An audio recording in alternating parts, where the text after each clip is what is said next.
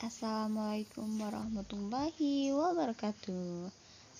Perkenalkan, nama saya Ismawati dengan NIM F11222011011 dengan rekan saya yang bernama Rizka Fatima dengan NIM F11222011007. Di sini saya akan menjelaskan tentang model-model pengembangan bakat dan kreativitas. Yang pertama, model-model pengembangan kreativitas.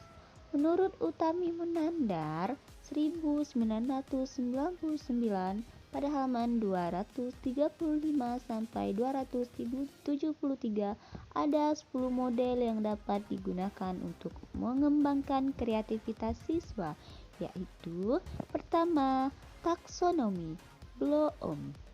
Yang kedua, Guilford dalam Munandar 2019. Yang ketiga, Taylor. Yang keempat, Trevinger dalam Munandar 2012. Yang kelima, Ed Rickman Twin dari Red Zuli. Yang keenam, Williams. Dan yang ketujuh, taksonomi belajar atau ranah afektif dari Krathwood. Krathwood dan Bloom membagi ranah afektif menjadi 5 kategori, yakni receiving atau attending, yang bisa disebut juga penerimaan. Kedua, responding atau menanggapi. Yang ketiga, valuing atau penilaian. Yang keempat, organization atau organisasi pengelola. Dan yang terakhir, characterization atau karakteristik. Kedelapan, pendidik integratif dari Card. Fungsi dari kognitif, fungsi perasaan atau emosional afektif, fungsi fisik, pengendaraan atau fungsi firasat atau mempunyai wawasan kreatif. Itu terdapat pada pendidikan integratif dari Card. Dan yang kesembilan, multiple inteligensi dari Gender. Maksud saya dari Gardner. Kecerdasan bahasa, linguistik atau inteligensi, kecerdasan matematik logis, serta kecerdasan ruang visual, kecerdasan kinestetik, kecerdasan dasar musikal, kecerdasan interpersonal, kecerdasan intrapersonal, serta kecerdasan lingkungan atau natural. Dan yang ke-10, emotional intelligency dari Goleman. Pertama, ada kesadaran diri. Yang kedua, manajemen diri. Dan yang ketiga, motivasi diri. Keempat, keterampilan diri. Selanjutnya akan dilanjutkan oleh rekan saya yang bernama Rizka Fatima.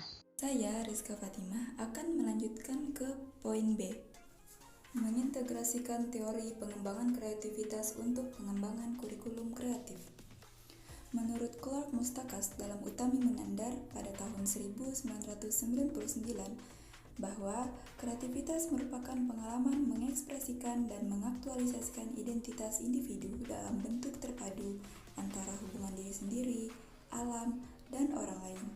Sedangkan berpikir kreatif merupakan bagian dari perwujudan keterampilan berpikir tingkat tinggi.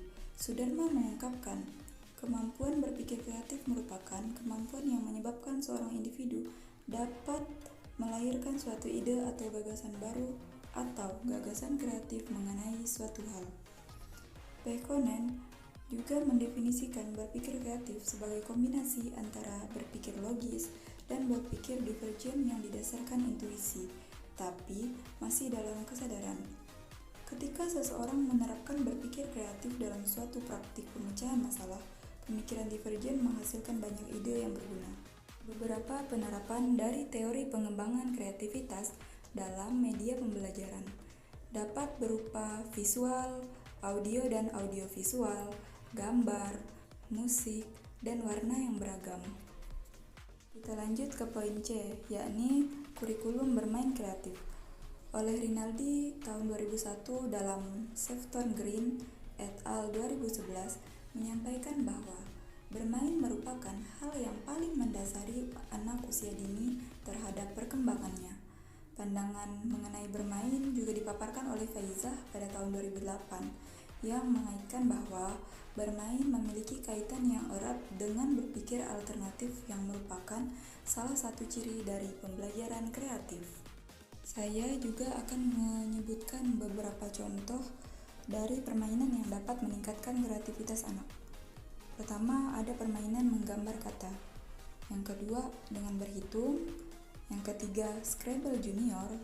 Keempat, bermain origami. Dan yang kelima, bermain dengan biji-bijian.